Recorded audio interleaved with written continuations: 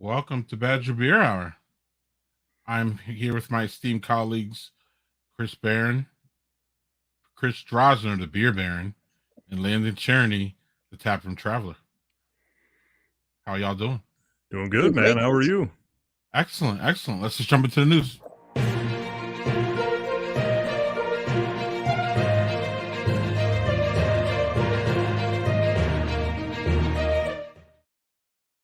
What's up, Landon?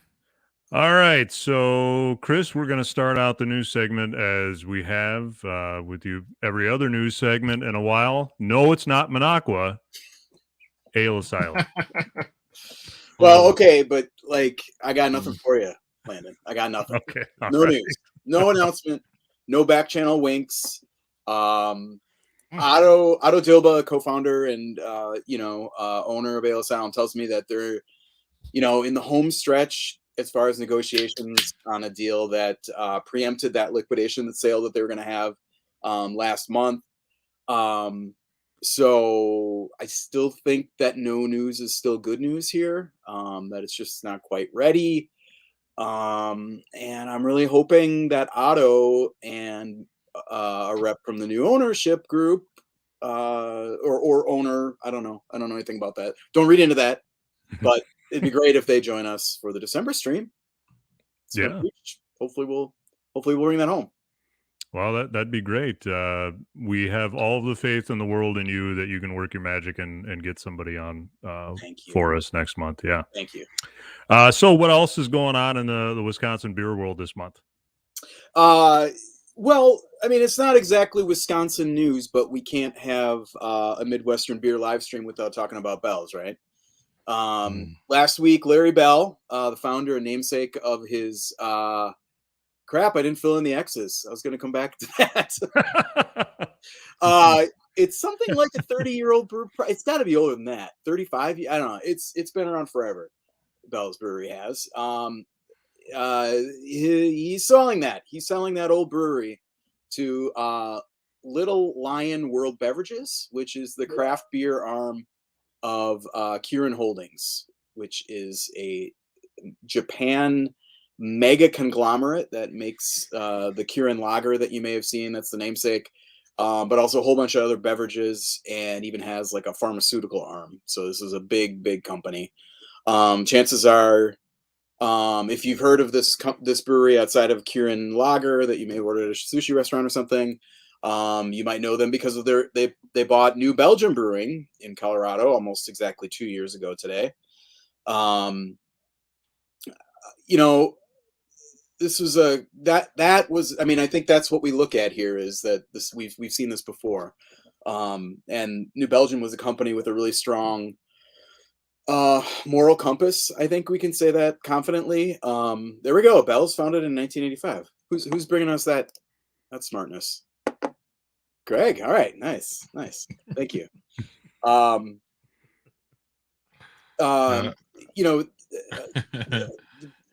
New Belgium has been a really good beer citizen for a long time, and obviously I think their beer speaks for themselves. A long record of being both a good citizen and making great beer. So there were some questions over Kirin's investment in the state brewery in Myanmar and that government's human rights abuses. And since then, Kirin, next month, Kirin appears to be ready to cut ties with that government. So, and this was an issue. This became an issue when New Belgium was purchased, and co-founder Kim Jordan found out about this and said she was going to be working internally with Kirin to kind of learn more about what their relationship was. And it seems like she probably exerted some pressure there, like, hey, you just bought us, we didn't know about this. I don't know if they didn't, maybe they did know about it, but this, a couple years later now, they're after some ups and downs, there's been a lot. It's been kind of a developing story for a long time. They're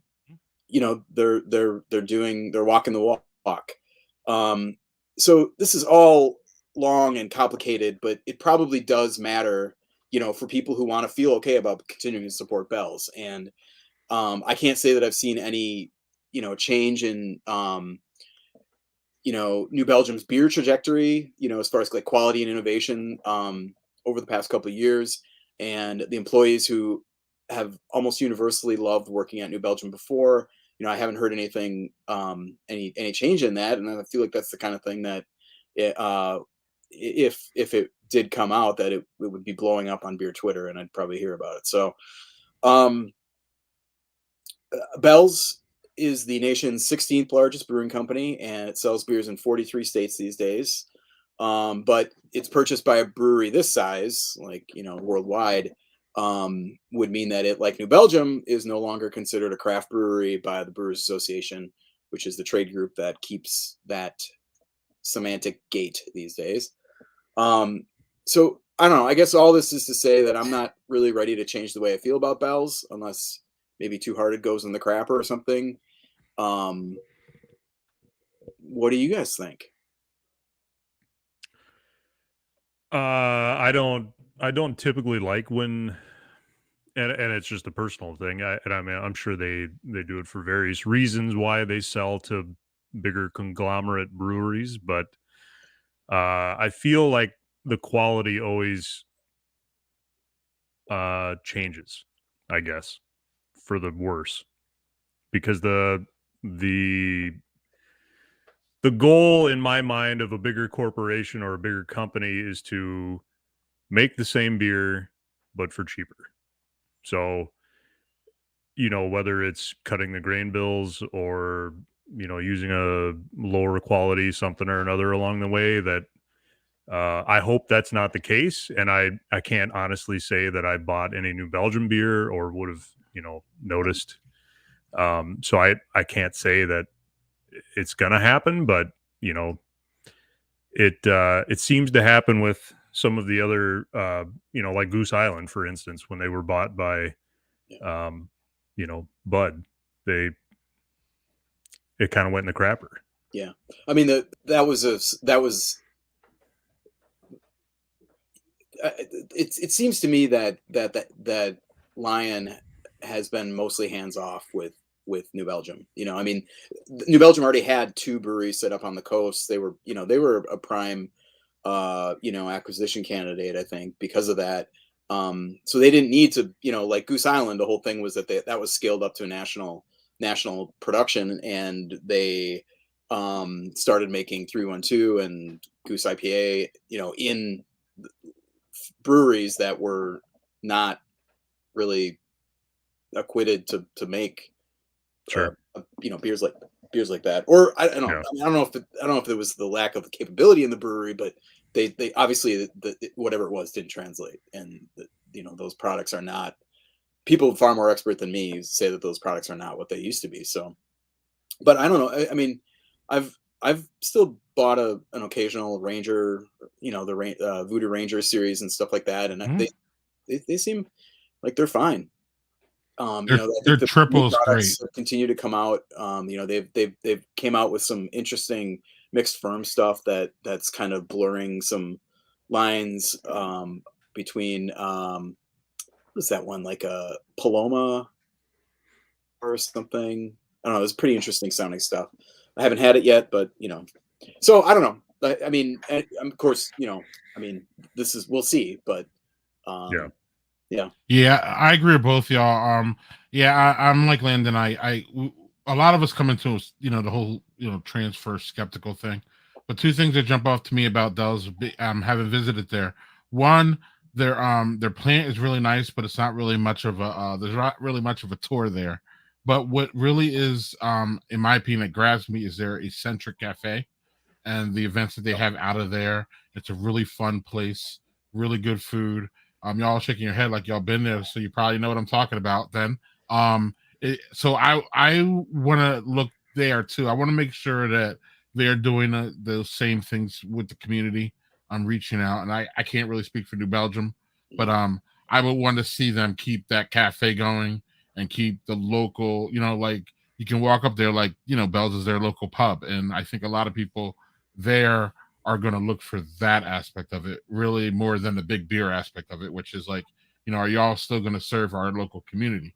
Not in Wisconsin, but if you're in Wisconsin, it's a great one-day trip, great overnight trip. It's Kalamazoo, right? Yep. Yeah, right. So that's what I got about Bell's, and you're right.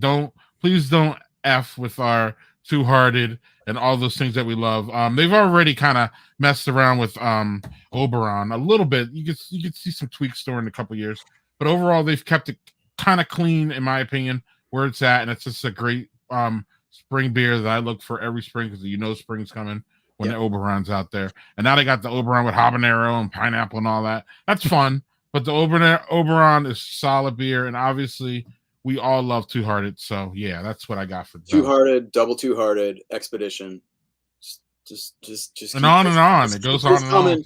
Yeah, I mean, like really, it's Right. it's a fantastic brewery, top to bottom, with a lot to like in a lot of different kind of categories and stuff. So yeah, all right. My fingers are crossed, but I think early returns on New Belgium look pretty good for this transition. So. Yep. Doug's all right. All right, Chris. So do you actually have any Wisconsin news at all? Oh yeah. We got some. Oh. A little bit of a slow month, but great. Okay. So, news broke. This news broke late. That a group of former employees and shareholders of Al Ringling Brewery in Baraboo sued the company and its owners in federal court. This is actually a couple weeks earlier in mid-October. And they accused them of a whole bunch of mismanagement and misconduct.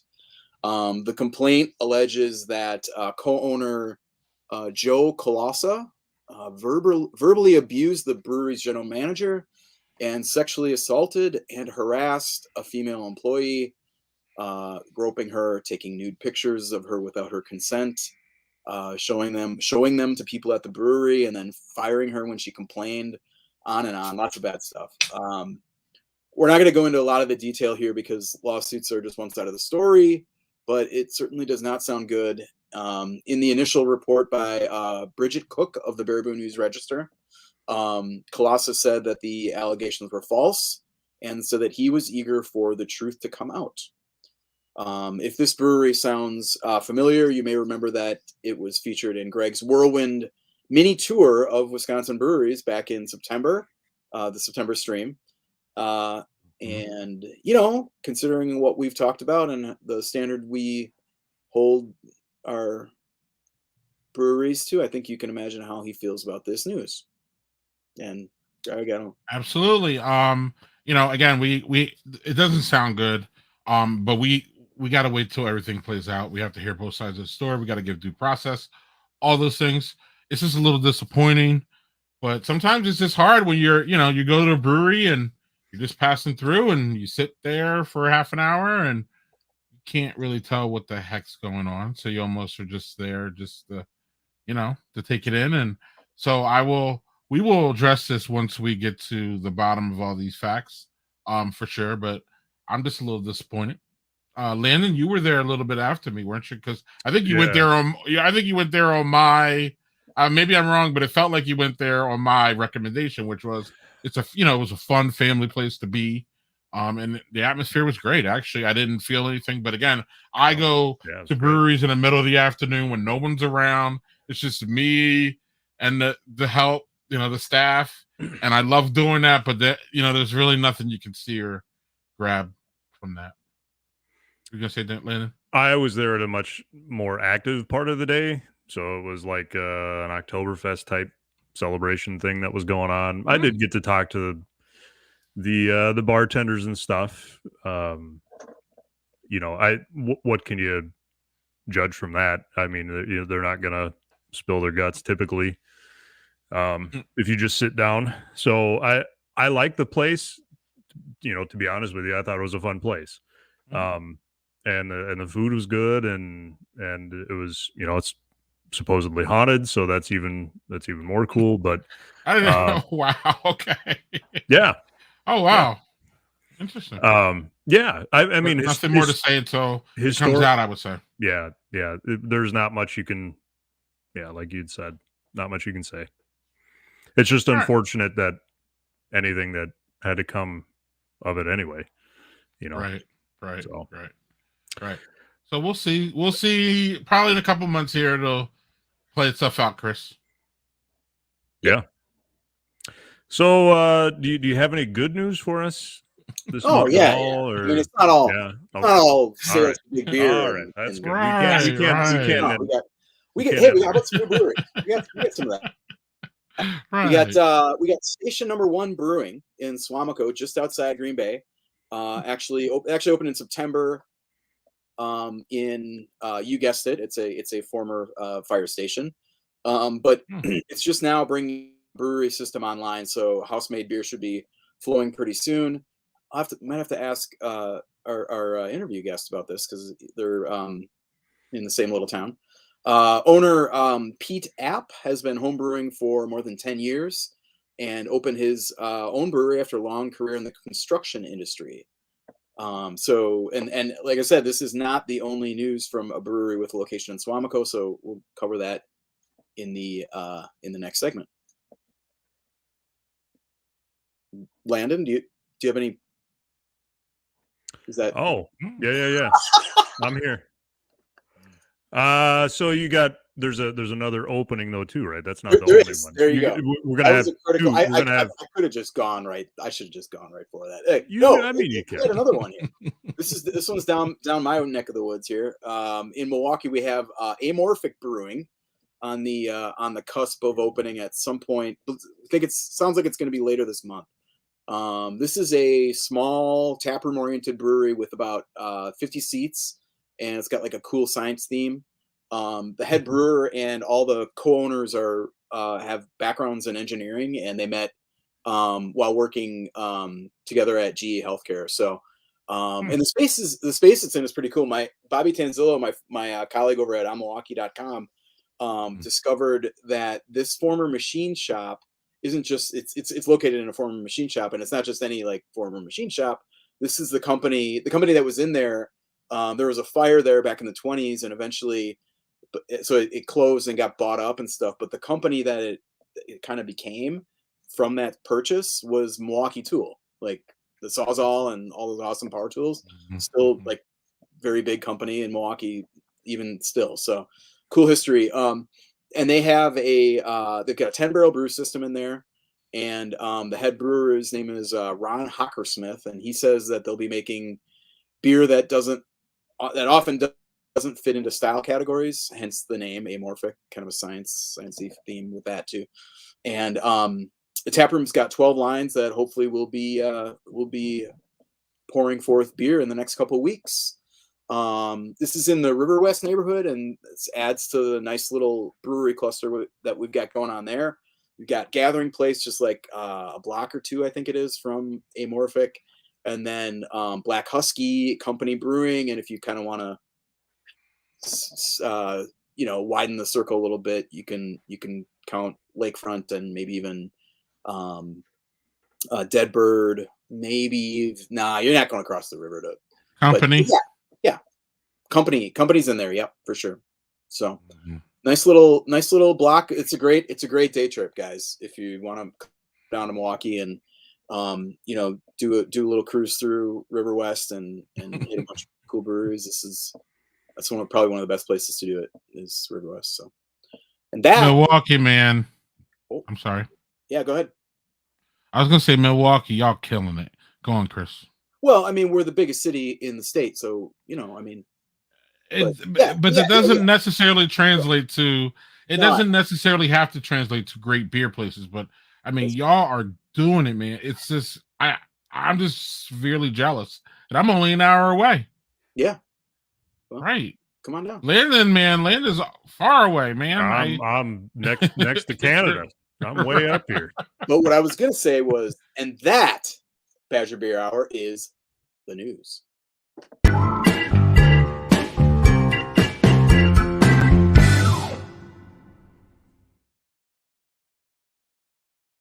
All right. Okay, we're on to the interview now. and I am very excited to welcome to Badger Beer Hour Nick Calloway. He is the owner and head brewer of Onapee Brewery. I'm going to let him kind of tell the whole story because it's a little here and there. But let's start at the beginning. I suspect that a lot of our viewers might not know a whole lot about Onapee. They may remember the beer here and there, but can you tell us the backstory of Onapee and how it all came to be? For sure. So thanks for having us. So 2013, we opened up in Algoma. Algoma used to be called Onapee Brewery or Onapee in the 1800s, and there was an Onapee Brewery 1868 to 1886. So we revived the name. It's right next door so the current tap room is in a 2-stall garage in Algoma. It's 2 doors down from Von Steel Winery, and Von Steel Winery happens to be the old Onapee Brewery building. So the whole reason that the Von Steel building is built was to be Onapee Brewery in the beginning, 1800s. So they got log grain tunnels down there, really cool, a lot of history. So we're right next door. The guys from Von Steel started up the winery in 2013. I was brewer, floor mopper, bartender, and a little bit of everything, right? And the deal was when we started up the brewery that I'd be able to purchase it in the future. So future came up 2017, so 4 years later. I was able to purchase it from the guys, and so we still had the tap room at that time. And our brewery the whole time from 2013 till 2020, just outside of town in a little town called Forestville, just north of Algoma. And it's an old dairy building, pretty compartmentalized, low ceilings. We had storage in the basement, so 2 different levels. You had to go outside for a lot of different things, yada, yada. So our lease was up in 2020, February 2020, for the brewery. And so we moved over to Suamico. So now we were in Algoma, namesake, Onapee, makes sense. Now we're in Suamico. That's where we're brewing. That's our main area. We still have the tap room in Algoma. And from there, sorry, the screen's hold on. around me. So I want to jump in here and ask a little bit because Suamico opened last summer, correct? I mean, 2020. Yeah, 2020. Yep. So, and tell us a little bit about that facility. I mean, that is a big new built from scratch brewery, right? It is, yeah. So we had this old brewery that was a dairy building. It was it got us to where we are. We couldn't have done it any other way. Like this is what we needed to do, but it was too small. We were contract brewing a lot, other places just to make ends meet, make sure that we could keep beer on the shelves and keep beer in the tap room. And this move facilitated and made it easier to be able to brew almost all of our beer. And this coming year, 100% of our beer will be coming out of the Suamico location. So that's pretty cool. This past year, only 1 batch was contract brewed. So that makes me feel really great. And knowing that we can control every little bit of every little batch that's coming out. So the new building has 18-foot ceilings. The other one only had 11-foot ceilings. So we have room to grow up. We have storage, all the great things that the brewery actually needs. A loading dock, normal things that a brewery needs. We finally have in there, so it's pretty great. And you've got the packaging, and I think you do bottles, right? Yeah, we do bottles. Yep, all bottles. At some point, I'm sure we're going to switch over to cans. It seems to be, the way things are going. But right now, we were able to get a used bottling machine. This is back in 2017.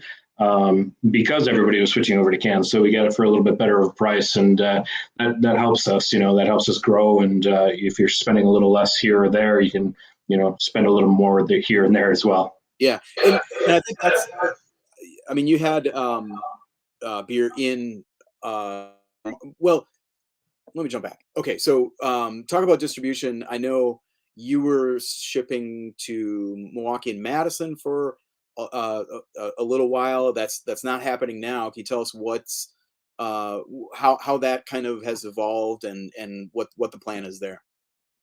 Yeah, so we took a totally different approach than any other brewery that I know. I guess I'm sure there's probably other ones out there, but we started down soon after I purchased a brewery in 2017. Kind of got my feet underneath me, and then really wanted to push into the Madison, Milwaukee area. So we started down in Milwaukee. I was just driving it down my car, literally kegs in the car, cases, all that kind of good stuff. Slowly bought a van, and instead of just like going down there once a month, we thought, well, you know what, we'll buy a small little warehouse down in kind of centrally located southern area, have a cooler down there, bring beer from the brewery down there. So now if an account needed something on a Friday, we could grab it like instantaneously, almost running a very small distributorship only with our beer. And it was doing well. It did what it needed to do. We were almost breaking even, and COVID happened. And so we were all over Milwaukee, all over Madison. When I say all over, maybe it's 50, 75 accounts or whatever it is. So not a ton, but a lot for us. One person dedicated, making, sales runs all the time, delivering the whole thing. And COVID happened, and, everybody kind of backed off. And we were almost breaking even. We just needed to say, you know what, this isn't working, and try to pivot a little bit, pulled everything back. And then recently, 2021, we started to deliver to some of our better accounts, Discount Liquors, both of those, and Ray's down by you guys in Milwaukee. So we're in a few places down in Milwaukee area. We still haven't hit the Madison, but it's now somebody from the brewery able to just drive down there, half van full van full, drop off, and then come back once a month. So kind of went back to the way that everybody else was self-distributing. Which is, not the best customer service, which kind of sucks, and that's not part of what we do. But we have good relationships with them. We built up those relationships over the past couple of years, and they understand where we're coming from. So, yeah. What's the okay? Well, we mentioned that there's news here. You're part of the news segment as well. So tell us about the new tap room in Algoma. Yeah, so new tap room in Algoma. So we opened up 2013. Like I said, it's literally a 2-stall garage. If you haven't been there, go there soon. We're going to be closing up February 1st. Our lease is up down there. So the landlords are the winery next door. Great people. No ill will, nothing weird or anything like that. Just time to move on. We've been asked since 2013, when are you going to get a bigger garage? We have 1 bathroom, no storage, no office, yada, yada, yada. The list goes on. You kind of have to bump elbows with somebody at the bar to get past them to get over to someplace else. So very small, really cool, really cozy, but it was just time. And so our lease is now up on that building February 1st, 2022. And we're going to be moving just down the street. We were actually super lucky to grab a parking lot of sorts. Somebody privately owned it. It's not really a parking lot, but asphalt. And we're going to build from the ground up again. And we're going to build a really cool 2-stall garage. That right there, right? There you go. So a cool 2-stall garage. And that'll be overlooking Lake Michigan. We got the garage doors that'll go up, a little patio out in front. And our current garage is 700 square feet. This is going to be 1,400 square feet. So we're not talking Taj Mahal by any means, but it'll have 2 bathrooms. It'll have storage. It'll have a little bit more room for people to walk around. Yeah, exactly. The things, again, it kind of goes back to the brewery. It's the things that you should have had probably initially, but we got by, and it got us to where we are right now. So I'm hoping spring in 2022 to be open. Okay, nice. And I mean, describe Algoma for people who haven't been there. I mean, this is not the only brewery in Algoma, of course, or well, I mean, even if not making beer there, but still, I mean, like as far as a brewery tap room, only show in town, but describe kind of this is just on the edge of downtown, right? I mean, to the degree that Algoma has downtown. Correct. Yeah. So the new location, actually, we had to rezone. So it wasn't a residential. It was zoned residential. We finally got commercial C1 zoning a couple weeks ago, which is a really big win. That means you could build like a 40-story office tower there, right? You could. So that was part of the issue, actually. Yeah, the neighbors are like, well, we love you, and everybody seems to like us a lot there and whatnot. But they're like, well, what happens when you aren't there? You know, because anybody could put in, like you said, a 40 story, strip club if they wanted to. There's no hold barred. So we're paving the roads, and I think we're actually helping the community a little bit by bringing this to their attention, and hopefully some growth can happen out of this, and some different ordinance can be passed to be able to make things easier for the next person that wants to rezone and make something different. But we're 2 blocks away. We're right next to the Weiner original location. We're now just outside of downtown, which downtown's like a 4-city block area. Town of 3,000, pretty small. We're right on Lake Michigan. So if you're leaving Green Bay and you headed due east, you'd get there in about 40 minutes, 35, 40 minutes. And it's a beautiful little town. It's kind of sleepy. You think of Door County because we're right on the edge of Door County, Algoma is, but it's not that touristy. It's our hometown feel. So Nice. Okay, we talked a lot about the business and facilities and all this stuff, but tell us about the beer. First of all, I saw something that looked pretty tasty there in your glass. What are you drinking? So this is an upcoming release on Wednesday, so the day before Thanksgiving. We actually partnered up with Venture Wisconsin. They do a brew deck, like a playing card deck, which got a bunch of deals on the deck. All sorts of Wisconsin breweries are on there, and we're going to do their launch party. So this is the Root Beer Float Stout, 5.5%, super easy going. A really nice balance of stout and root beer flavor, not overly sweet. You can taste the beer and you can appreciate the beer, but you also get the flavors that you want. There's nothing more disappointing when you're drinking a beer if you have like a peanut butter beer. You want to taste peanut butter, right? But you also want to have a beer. The whole reason you're drinking beer is to drink beer, right? So this is a nice balance between the two. 5.5%, really easy going, but you get everything you want out of it and nothing you don't. What stuff do you put in there to I mean, obviously, I'm guessing vanilla and lactose for the ice cream part of it, but what kind of ingredients do you use to emulate the root beer aspect of it? Yeah, so usually we kind of go straight for the original, and we really try to like hone in on the different flavor, get sarsaparilla root, get all the things that you really want a root beer to be, right?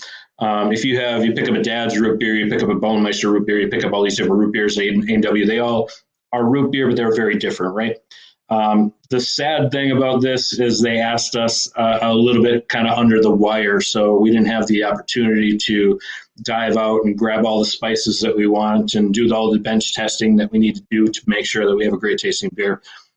So there's going to be some haters out there, but at the same time, it's an extract root beer. So think about something you throw into some soda and make a root beer out of. But that's what gives it the quintessential root beer flavor. You're not trying to emulate something. You're not trying to make something out of nothing. You're actually getting what you need. And we were able to do some bench tests real quick. We were able to come up and scale it up very quickly and get exactly what we want without even brewing it. We knew that we were going to have a winner. So sometimes, that's the way it goes. And a lot of times we try to use the original thing, but it is what it is in this case. And I think it's a great beer regardless. This is kind of I think especially lately, you've been doing a lot of kind of, I won't say off the wall things, but definitely playing around with big stouts. You mentioned the peanut butter in a stout. Peanut butter hobo, I think, was one of the first. Imperial stout, I think, was one of the first Onapee beers I had. This is a few years ago now, but tell me about kind of like your approach to doing. I don't know, you're not just going to release like a double IPA or something on Black Friday or for a special event like this. Like, tell me about the approach to making something special like that. Yeah, so I think it goes back to even, a long, long time ago, we brewed Fungi for the first time, mushroom brown ale. It's it's a fun beer. It's something that a home brewer would make, and something that it's energy. It's experimental. It's it's the fun part of beer. Like I'm not. We'll brew amber ale. We'll brew our Little Soldier. We'll brew a 2-stall. Great beers. Nothing against them, but it's fun to push the envelope a little bit. And prior to this, we had 9 taps, so you can't really push out tons and tons of different things. You have to have what you have to have, and this is going out to distribution. That's going out to distribution. So you can only do so much, right? We open up this new tap room, and it's like a kid in a candy store. You got 16 lines. You can have whatever you want. You can have fun. You can push the envelope. Yeah. We have our next anniversary. So the PB Hobo was our anniversary beer, and our next anniversary beer is an Imperial Stout, barrel aged, triple lactose. But we're going to do hazelnuts, coconut, chocolate, and we're going to put it all in Stranahan whiskey barrels and let it sit. So, I mean, there's a lot of fun things to be had, and a lot of things that can come up in your mind, and just good collaboration between the brewers at Anapi, and everybody's kind of working as a team, coming up with new and different ideas. So, yeah, cool. What's you mentioned? I mean, you mentioned a couple of your like beers that I wanted to talk about too. Was Little Soldier is an amber ale. I guess maybe like a little bit of a throwback. But and then 2-stall is a nice rich milk stout. Both really good beers. I was just Sunday. I was up at my folks' place in Green Bay to go to the Packer game, and for our tailgate, my dad's whipping up Bloody Marys home tailgate. Yep. He's whipping up Bloody Marys, and I'm like, no, thanks, I'm good. And he's like, I'm like, what's your chaser there? That looks good. He's like, oh yeah, that's a Little Soldier from, and he goes, he can't pronounce Anapi. I'm like Anapi, like, whatever. Anyway. Yeah, it's all good. However you say it, I don't care. I mean, I think all of this conversation speaks to kind of that, like, I don't want to use a $6 word and say bifurcated, but like, you're kind of working with two audiences for your beer, kind of like the My Dad guys who, like an amber ale, that's if that's a good beer, they're going to keep coming back to it. Versus like, I mean, a root beer float stout is, my dad's he doesn't even know what that is. So, I mean, are you kind of playing both sides, or just kind of being, I don't know. No, it's a good question. So, the beers that we have, 2-stall and Little Soldier, obviously pay the bills to make sure that we can do the other things, and have fun with it. What it really comes down to for me, and this was what we wanted to do in the tap room in Algoma, and then we started growing and distribution started taking over, and that's a great thing. Like that's what pays the bills, right? But when that starts growing, you have to make bigger batches, or you have to make more of them. You have to make 2 or 3 lots of your seasonal that's coming out, or 6 lots if you're going to do Oktoberfest or whatever, right? So it starts tying up those lines. And now, you can do the fun things that we always wanted to do. And the original purpose was to kind of have a brew pub mentality, but have it out for distribution. And, you can go to a bar and you can pick up the root beer stout, or you can pick up the Fun Guy, or you can pick up the triple berry sour smash, that's the fun stuff. And you guys, the 4 of you guys here, you're talking about beer, and you're talking about the one that you could only get four 6-packs of, and that's all was on the shelf. So you picked up one, you had to get it. I'm not trying to make 10 donuts and sell them and have a line around the building about it, but people that are into craft beer want to try different craft beers. And that's what we're here for. I mean, we're here to sell beer, obviously, but we're also here to be brewers and have fun with it, and so that's what we're about. I think, we want to make the good, clean, good style, true to style kind of beers, but we also want to push the envelope and have fun. When I brewed a long time ago, I could make a pumpkin ale in February, right? And, I like pumpkin ales. There's nothing wrong with them, right? But you can't buy them in February, and if you do, you're buying old beer. but now you can throw root beer in, root beer in a stout, you can put peanut butter in an imperial stout. You can do whatever you want, you can have fun. Like that's what we should be doing as brewers. We shouldn't be, here's the 8 beers that we have. They're not going to change. We might have one. Wait until Oktoberfest. We're going to have that one that you like. And that, no, that's not fun. There's no reason to go to the tap room then, So, two questions to kind of close out here. One, when you have, say you have an event like, now you're doing 2 events around Thanksgiving, right? Day before and day after? Yeah, I would just love to make some extra work for everybody. But yeah, so we're releasing on Black Friday. We had Cherrywood, which is our Black Friday release. Baltic Porter aged on Door County Cherrywood. We found a cherry tree many years ago. I think it was probably 17, 18, something like that. We let it sit outside and seasoned it outside. We kilned it in-house, and then we toasted. I actually bring it to my house where I'm at right now. Wife loves it. Let me tell you that. But throw it in the oven and toast it for hours on end. And yeah, that's awesome. She loves the pumpkin even more when we roast the pumpkin at home. It's awesome.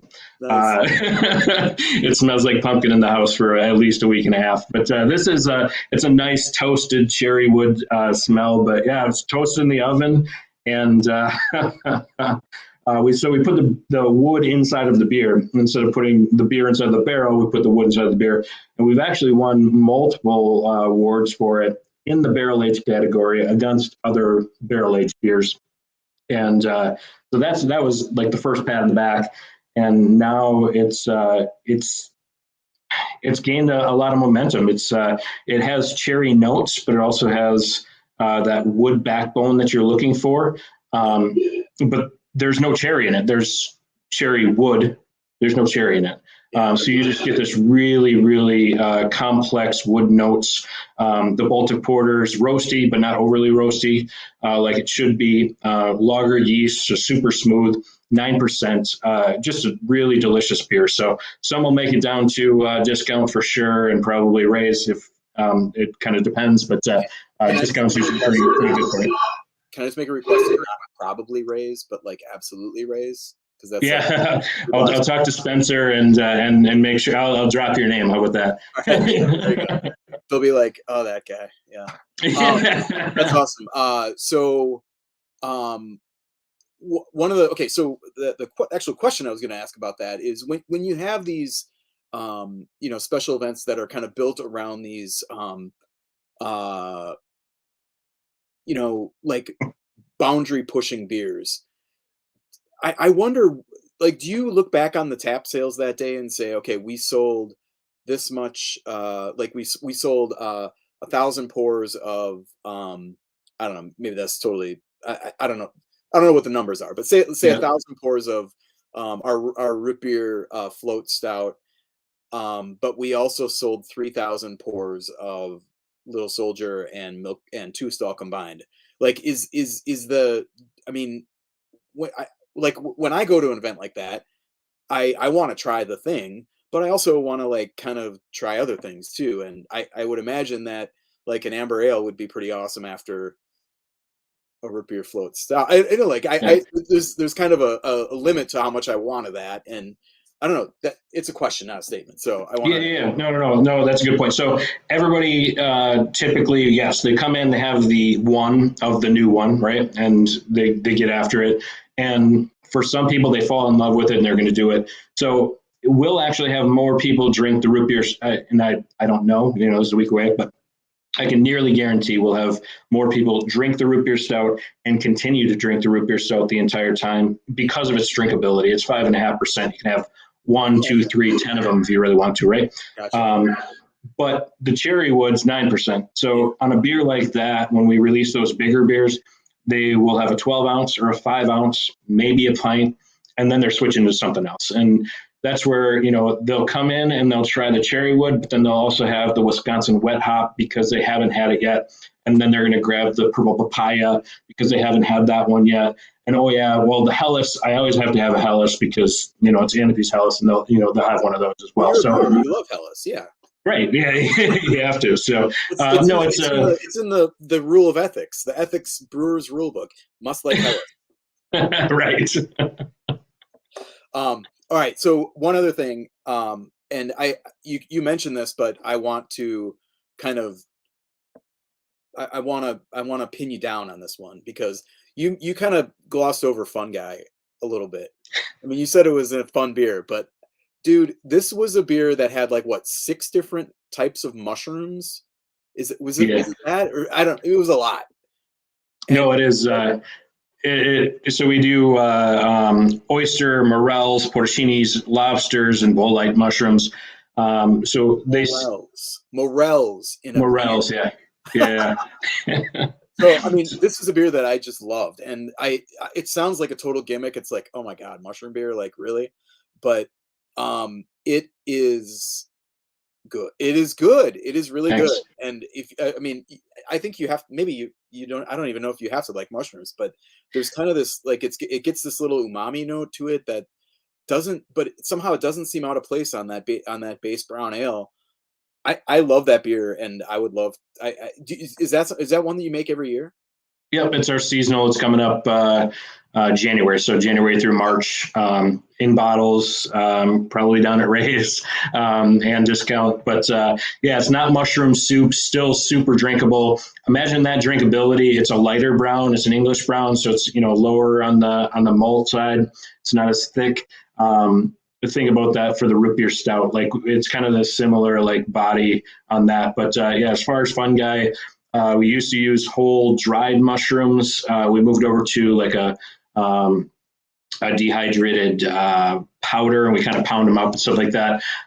Gets a little bit more consistent over, batch over batch. You can get the same amount of all the mushrooms in. Okay.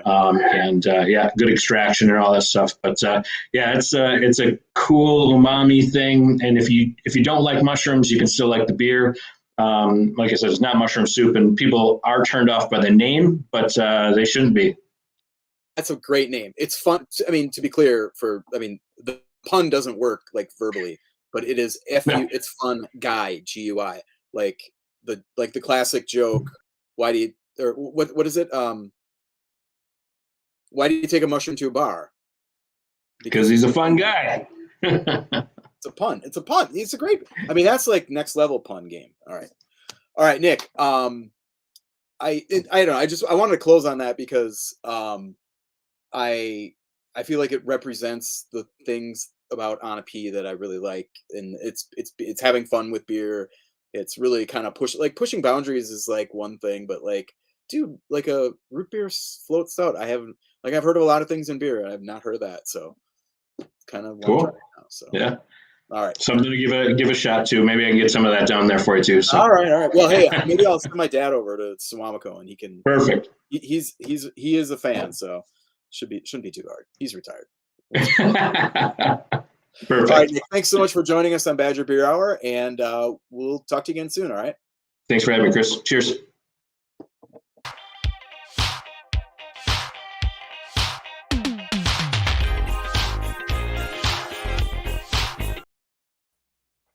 Well, hey, Andy, you're here. You're muted, though. You should unmute yourself. I knew I was going to do that, too. I was like, oh, I need to remember to unmute myself before the segment. Completely forgot. Damn it, Andy. You had one job. Yep. I think that's the month we've been having, though. From the way that Chris and Greg were talking. So... So we got a beer spotlight, and we actually have a beer from my neck of the woods that I wasn't able to get, but Andy was able to get. Yeah. Because it was a collab. Yeah, so it was a collaboration between one of our, your and my favorites, Olifant. See if I can. It's not going to get in focus. I tried to get it to autofocus, but it is Tales from the Cup. It is a mocha porter. And they brewed it in collaboration with a beer bar down here in Madison called Gart's Beer Bar. I was able to pop over there last night, and they still had to-go samples, or not samples, but to-go packages to go. And I picked up a couple. So Yeah, and while you're sampling that, there's really no backstory to this beer. Other That we and can I find. that we can find. I even went on their Facebook page, and it pretty much states everything that you've already said. So Mhm. Yep. So it's a very, very heavy coffee beer. But that's coming from someone who doesn't drink coffee. So I'm a little. You put coffee in a beer, I'm like, oh, that's a lot of coffee. But maybe someone who actually drinks coffee is like, no, yeah, that's pretty mild. Um, but I mean, this is my second one already. So it's very wow, drinkable. yeah. It's only 6% ABV, so it's not going to knock you on your ass like I don't know some Olifant beers. Yeah, some of them, I guess they don't, normally make. At least lately, they haven't made a lot of like Imperials or things Mhm. that are higher ABV. But in the past, they have. That's Right. for certain. Yeah, I feel like over the years they've kind of gotten more sessionable. Yeah, So yeah, just fine. I'm for yeah. It's a great beer, Mhm. and they have a lot of great beers on tap. We were just over there, what, a month ago, maybe 3 weeks, Yeah, two, probably three a month. weeks. Yeah. Um, Still a great lineup. Still the neat little place that it always was. Probably some more murals than the last time that you were there, but To be uh, expected. yeah, yeah, and none of them make any sense to me anyway. So, Mhm. but I love them just the same. I So think you got to be in the right state of mind. I think so. Yeah. I am, and this isn't a Thanksgiving beer, although it could be. I am drinking an Oliphant beer myself. So this is Oliphant Blizzard of 91. And for those of us that are old enough, we remember the Blizzard of 91. Andy does not, but I I was do. 2. Yeah. Yep. I went trick or treating in the Blizzard of 91. This is a pecan pumpkin pie ale. So I would say it's got enough pumpkin in it for my preferences, but it's not like overly sweet. It's got that. It kind of rounds out with a pecan finish. I guess pecans aren't really have a lot of flavor to them, but it's kind of got a nutty finish to it. So it's a good beer. I'm not sure if you can find it anymore, because usually when they put it out, it goes pretty fast. So Because this isn't the first year they've made that beer, right? I feel like I've no. had it before. Yeah, they've had it. I think they've done it at least one other year, maybe two. Mhm. But it does go quickly. So I It's bought fun that 2 they 4-packs while we re-released were it there. this year though, because that Blizzard turns 30 this year. Right. Yeah. And that was last year. I think when I had it, it was snowing out. Actually, I think I remember taking a picture of the can out in the snow. So, yeah, great beers. Oliphant. If you can't get to Somerset, which it's a little off the beaten path, but A little bit. you guys get a lot of Oliphant down in Madison, right?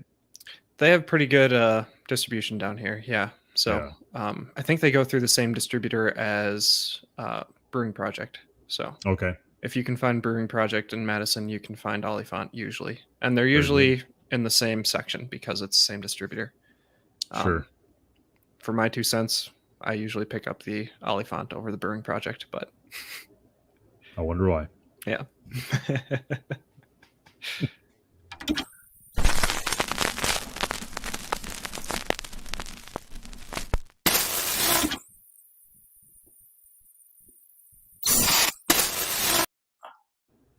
For this month's PSA, we have Whoa.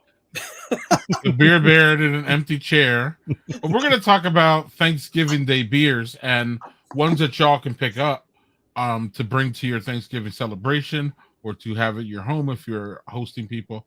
I assume after, sorry for this, the panty, I assume that a lot more people are getting together this Thanksgiving than the previous 2 years or the previous year for Wait, sure. hold on. The panty? The Pandini? The pandemic?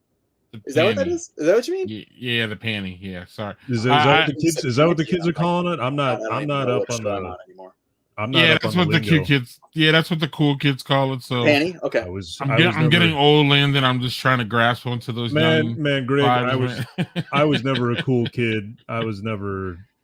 I'm trying still. Yeah. I'm with you. I was never there, but I'm still trying. So during the panty, Chris, we haven't been getting together as much. So I'm assuming that, and I'm hoping that people are comfortable and feel safe enough, and all that stuff, that they're getting back together. So we're going to suggest some beers that we believe y'all should be looking at. Landon, before we get there though, what is your opinion on what styles pair well for Thanksgiving and what you could show up generically? So say you can't find any of the things that the beers that we're talking about. Yeah. What kind of styles would you personally? I mean, personally, I think porters pair well.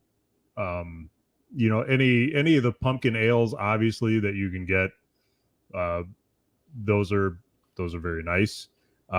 If you have a group of either well-seasoned beer drinkers or people that like to try different beers, I would go with Belgian beer, quads, triples, those kinds of things. Doubles are great too. Yeah, doubles. Yeah. That's what I'm gonna have for Friendsgiving this year, because I have friends that actually like to drink Belgian beer. So excellent. Yeah. So I've got some Chimay lined up for them. Excellent. And what do you have for us this evening? This evening I have one from Brewery Nonick, and it is a sweet potato porter. This is an old picture, so it's not quite back right now, but it will be hopefully by the time Thanksgiving comes around. I know that it's either in the tank or they're making it, one or the other. They're teasing it the other day, so I'm hoping that it'll be back sooner than later. I have had this beer before, and much like all of the other beers that Brewery Nonick does, it is not like I would classify their beers as English, not heavy flavors of any kind, all very low ABV, and just super sessionable. You could drink 5 beers at Nonick for the most part, most of their beers, and you'd be totally fine, or at least a seasoned beer drinker would be fine. This is a fantastic beer, and to be honest, I'm biased. I like everything that Ryan does. So, yeah, I think the last time he had it out, I bought like 3 or 4 growlers of it. So, good stuff. Excellent, Chris. What do you have to share? Well, I've got a couple. I think one thing I'd kind of add to Landon's kind of general pairing advice with Thanksgiving is that it is a rich meal. You've got, at least traditionally, you've got your turkey and gravy all over everything. And, there's a lot of big kind of rich fattiness. So, one of the conventions of beer pairing is you want to meet richness with richness, and you want to kind of match intensity, which, to be honest, like this is a holiday when we tend to stuff ourselves. So like the idea of maybe adding a heavy beer to the meal might not be appealing, but one of those styles that I think works really well with you mentioned Belgians, and that's spot on. There's those spicy the spicy yeast and all the kind of extra flavors you get from those beers. I think a lot of those really work well with the main flavors that you get out of the traditional feast. My personal go-to with Thanksgiving is one of two. Saison is great. It's a little bit lighter, crisper, but it still brings a lot of flavor. And I think the the kind of like grainy but also kind of spiciness. I think it pairs really well with the the turkey and the gravy and all that stuff going on. But the specific one that I'm going to mention is Belgian triple. And I don't know, you guys weren't. Yeah, I mean, nobody was foolish enough to drink all their New Glarus 555 when it came out last winter, right? I mean, you guys saved some of that, hopefully, because I think this is just a perfect beer for this meal because it's bright and kind of I don't want to say juicy, but it's got a kind of cleanness to it that scours that gravy away. But it's also big, and without being big, it's even the mouthfeel, the texture is pretty bubbly.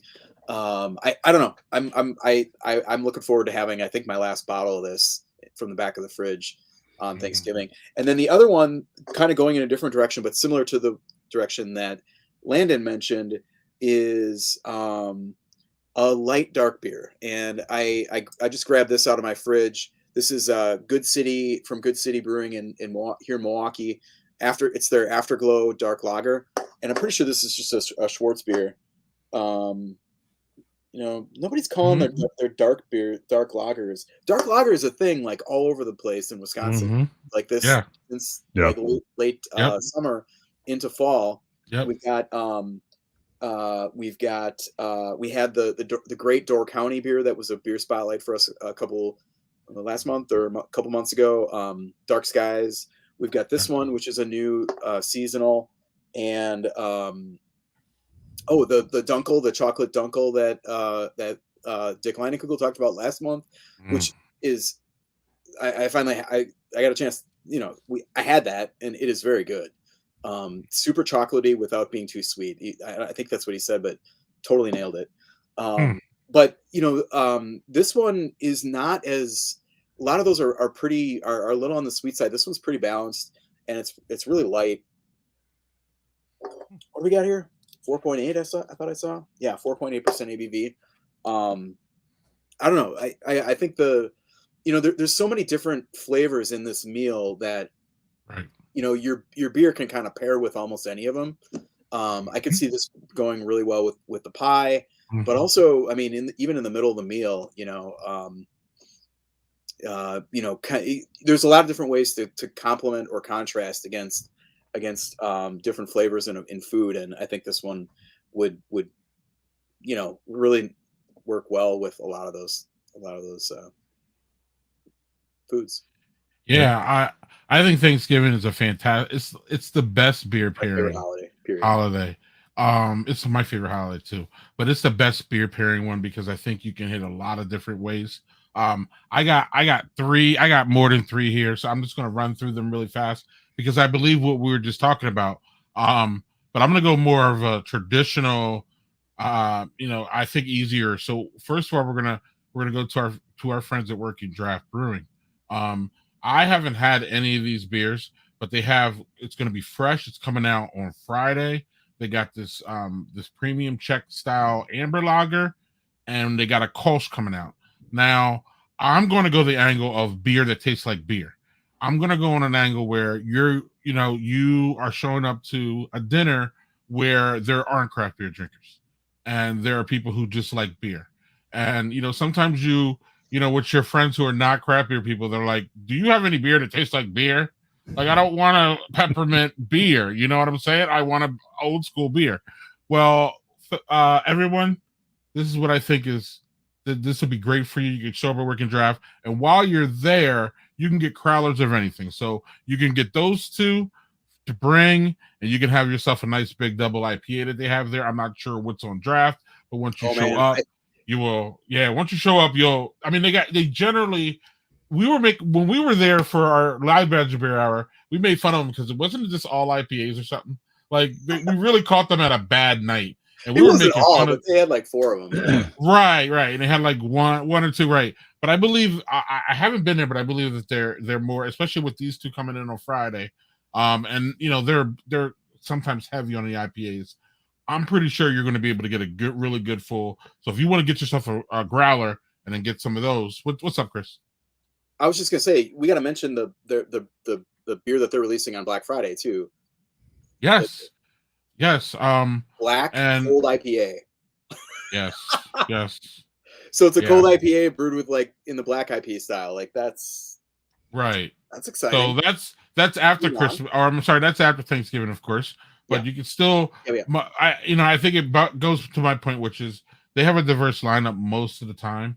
So you'll be able to, if you step there and those are too, quote, boring for you, because again, they're, what is it, a premium cold style amber and a Kolsch. So there's not, those are just beers that taste like beer and they execute wonderful.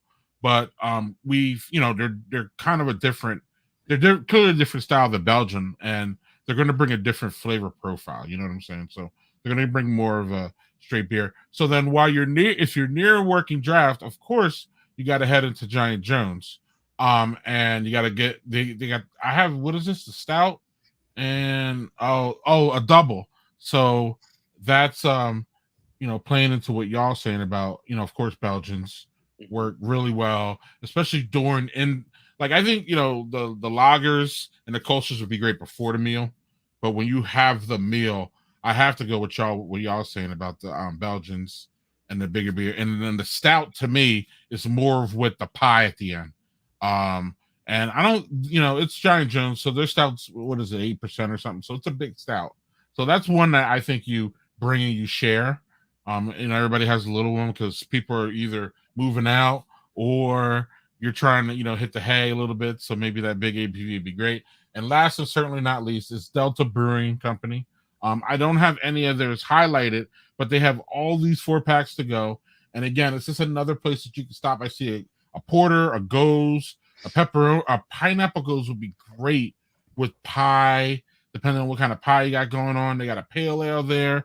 So you could go get some 4-packs, get something that you like, and you could also bring something that is, I saw a golden ale here and a Hell's. So they absolutely have beer that tastes like beer. I think on Thanksgiving, again, I think it's great, especially if you have family and friends who aren't big beer drinkers like us or craft beer, to have something for them that's a craft beer. That's, hey, where's the Bud Light? I don't have a Bud Light, but I got this Hell's from Delta that's going to be better. And here, try it. So you can almost be into the converting people over to craft beer too while you're doing your Thanksgiving. So that's what I got. Anybody have Chris? You look like you have something to say. I do. I've got one more because I like one of the like perfect one of the most important like parts of the Thanksgiving meal, like the classic feast, is cranberries. And there's a reason. Like it's that acidity, that tartness, and I cannot let this discussion go without talking about New Glarus Cranbic. It's not out this year. I don't think. I have one in my fridge. It wouldn't. I don't think I think they do that maybe last every year. other year or something. But if you've got one in your cellar, this is it. I mean, it's great beer. Really nice expression of cranberry on that kind of sweet New Glarus fruit sour chassis. It works really well. But man, it doesn't.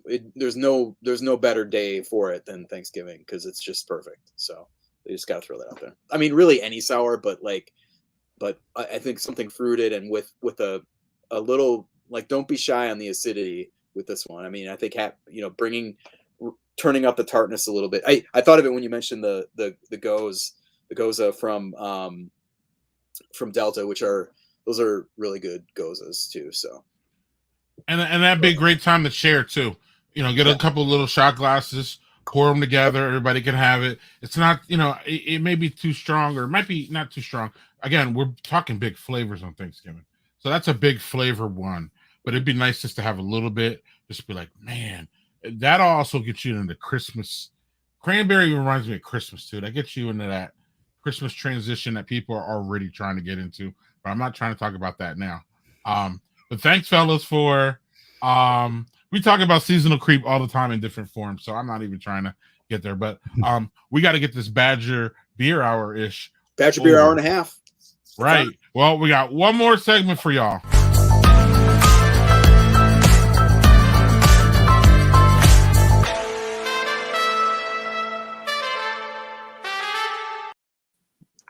Love it. Is that Love it. new? That was- That is hot.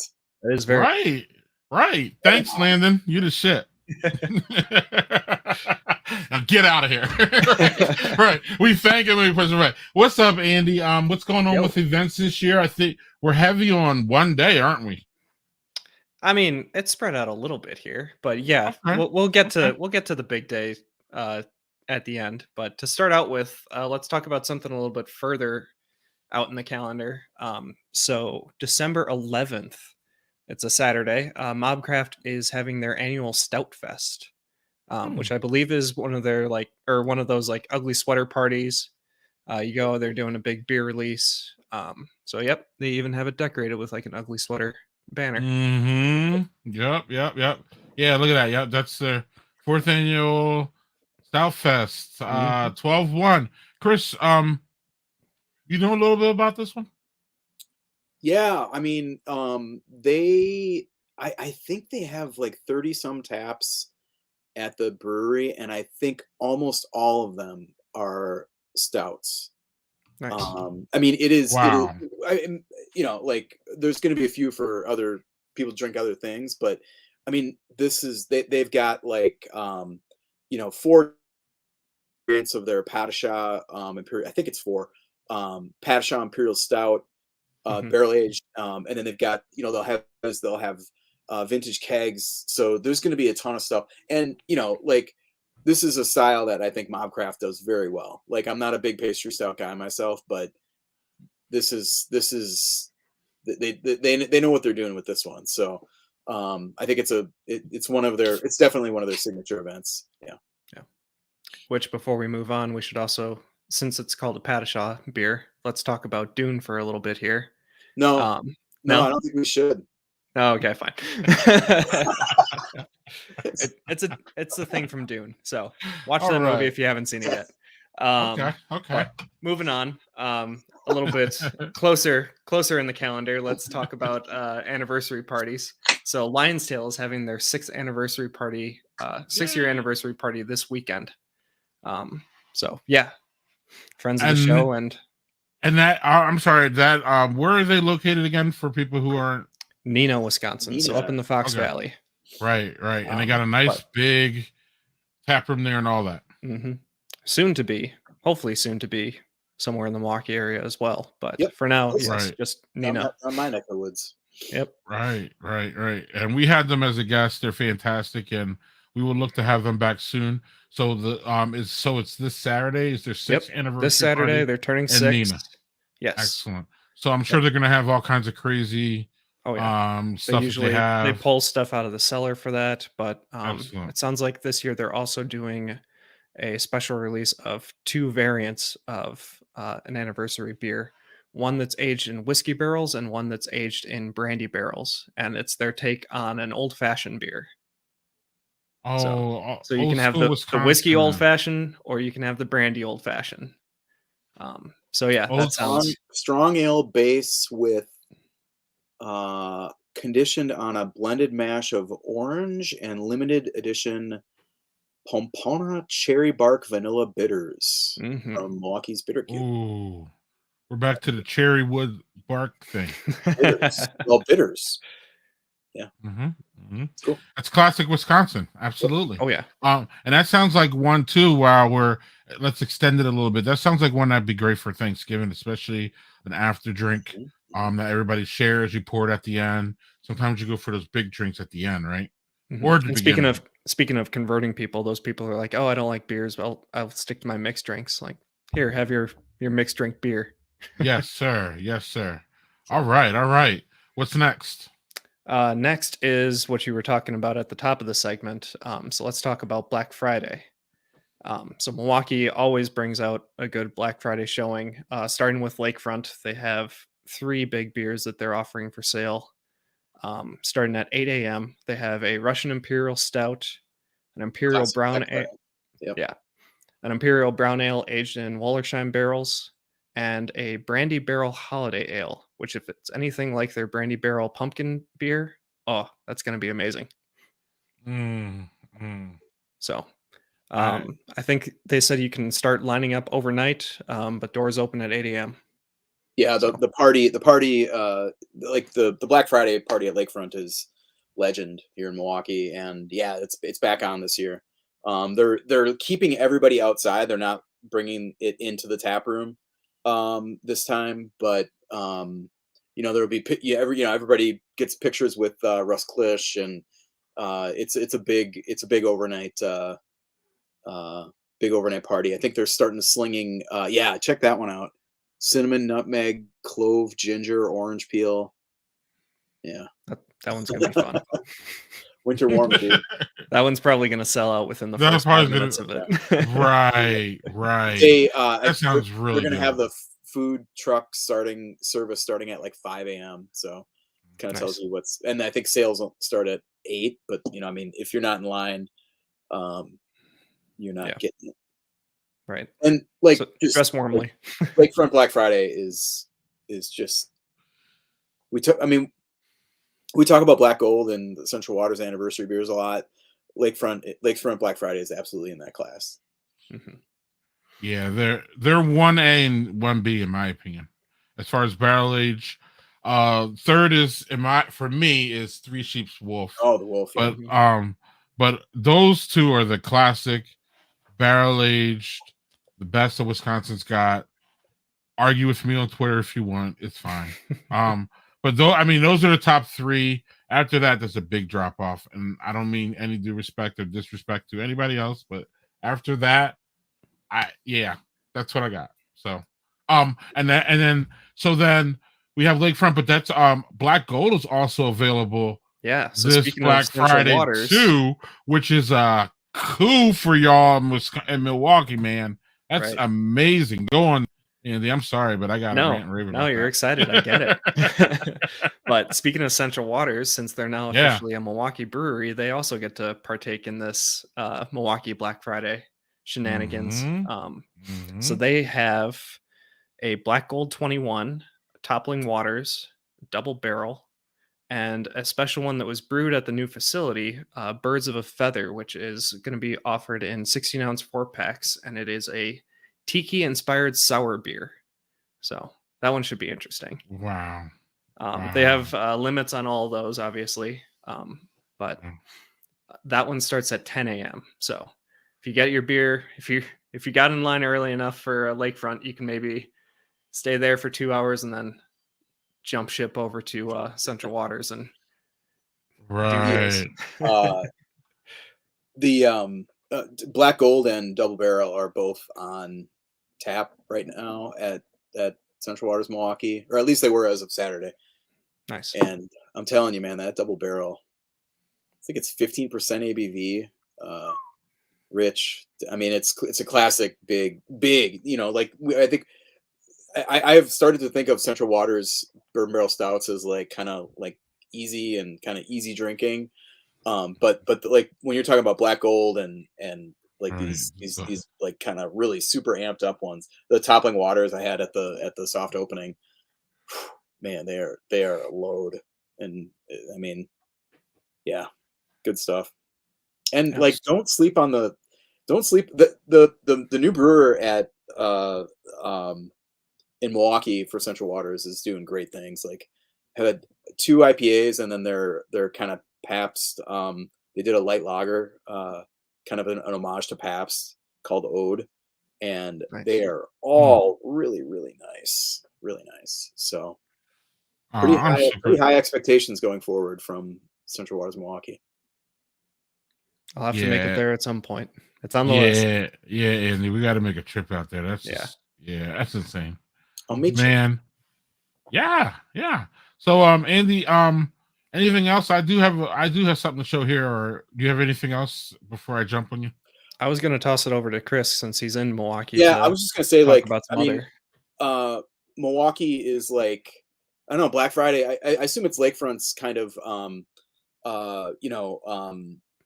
influence.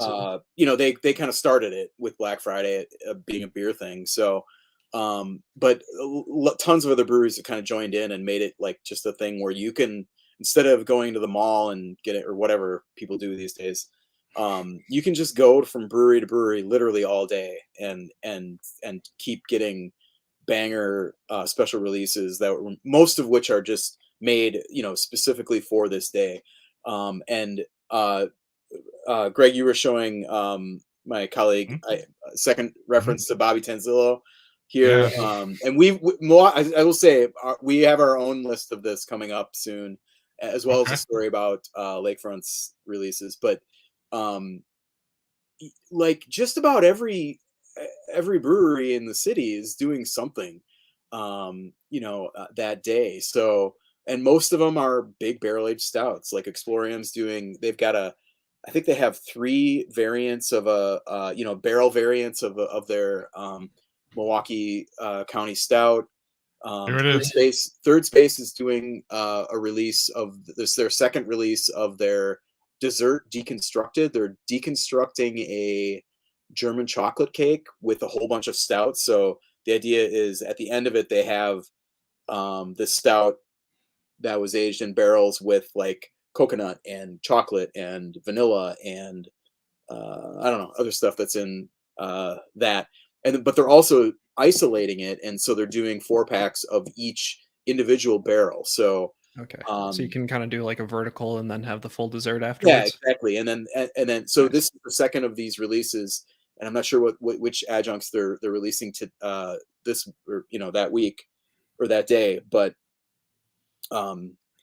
it's not the end point yet, but there's that's a good one. Indeed, is doing their they've got a barrel aged pastry stout and I think it's a big barrel aged barley wine.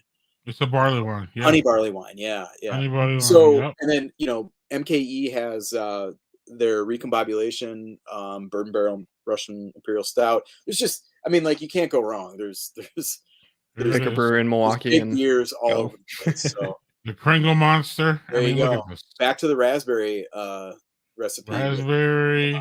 Yeah. Yeah, Old Fashioned's being Wisconsin, so's the Kringle. So yeah. Right. Oh, and Supermoon. Sprecker's getting in on it this month too. This year they're doing a dark milkshake. A Black Forest cake, like milkshake IPA. Which boy, that's a zag for right. There. And then there's a bourbon barrel like Imperial Black Bavarian too, which is a little bit more in there. Supermoon. It just doesn't end here. Supermoon, it just keeps Third going, Space, dude. Urban. It's just insane. And I don't know about y'all, but I haven't seen. I will put it out on my social media if I do see it, because we have to wrap soon. But I haven't seen the same kind of intensity out of the Madison area Black Friday that I have seen out of Milwaukee. So y'all in Milwaukee, if you're in Madison, sorry, y'all might have to take a trip. And y'all in Milwaukee are just spoiled craft beer. I don't want to call you brats because I don't feel that bratty part of it, but y'all might turn into brats, Chris, if this keeps going like it's going. Like the growth of it, and it seems like y'all just kind of breaking out after the panty. I'm telling you, y'all just doing such good things. I just wish I lived down there. I really do. Oh, wow! As a craft beer person, I live too far away. So yeah. Come on. Oh look, so somebody says you are brats though, especially Dross, especially. Somebody knows me. Yeah, so I will tweet that out on Milwaukee. Your colleague, what's his name again? I'm sorry. Bobby Tanzillo. Yes, he does a great job. If you find it if you find this stream on my Twitter, I'll attach it to the I'll thread it in to the tweet. That, and then you're gonna have one soon too, so there'll be another list coming out, right? For Black Friday for Milwaukee specifically. Yep. So yeah, great, wonderful. Why am I showing up as just a Facebook user? It's Simon. Yo, Simon, what's up? Y'all got a Black Friday release? What's going on? I didn't see you on that list. Oh, okay, great. It seems like everybody's doing it. What are you gonna say, Chris?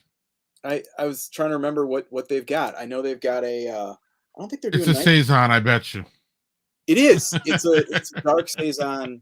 Hold on. I'll see if I can find it. We should probably wrap. 3. He has 3, but he doesn't tell people. He did know. He did tell me, and I just didn't remember the wins. Oh, that's that. See, The Wednesday before. That's smart because then we were just talking about all these Thanksgiving pairings, and like, wouldn't you rather drink that beer with Thanksgiving? Yeah. Oh, Space Yachts. I named that beer, kind of. I love it. I love it. I love it. We got the live updates. It's great. So let's bring Landon on here. Landon, anything going on up north that we should know about Black Friday, Wes? No, it's always pretty tame up here. We don't y'all just go out and shop, right? Is that the deal? No, usually we're out in the woods. Oh, deer hunting season up there. Come on. Yeah. All right. Well, the next Badger Beer Hour happens on December 15th, 10 days before Christmas. So we're going to be very happy to bring y'all the beer news right before the new year. Anything to wrap up, fellas? Shout out to Mrs. Drosner for the kick-ass new logo. Yes. Baroness is bringing the talent. Yeah. Excellent. It looks great. It looks fantastic. It does. And we'll see y'all next month. Thanks for watching. Happy Thanksgiving. Yeah.